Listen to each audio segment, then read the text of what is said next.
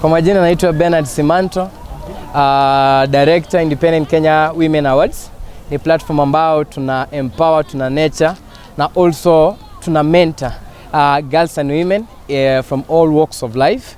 First of all, I'm happy to be here because today it's a special day ambao tuna celebrate Mother's Day across the world. Na leo tumeamua kuifanya in a special way through bringing together girls from across Nairobi. Today we have over 24 teams from across Nairobi ambao zimeparticipate today. Na pia tumeweza kupeana sanitary pads ku appreciate pia. I want to appreciate my partners who are here because ni watu wengine pia tulibisha milango na hakukuja. But nyinyi mmeweza kufika hapa na kusupport hii initiative. I'm hoping that kwenda hapa mbele tutaendelea kushikana hivi to ensure kwamba our girls kweli wana feel more comfortable. Venye my fellow leaders wamesema kwamba ni kitu inawezekana ikakuwa free. Juzi tuliona kwamba imeongezwa kwa finance bill ya 2025 imeongezwa tax. So kumaanisha kwamba our girls wataenda kuumia zaidi.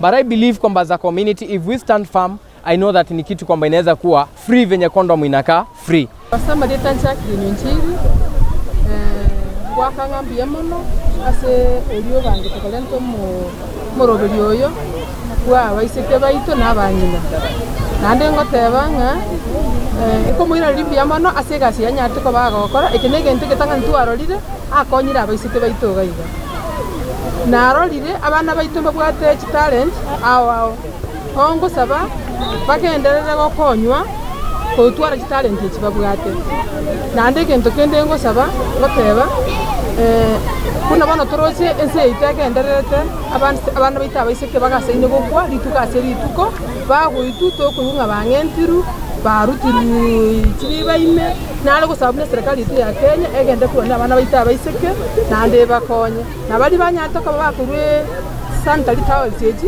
tokubaina limbia mono.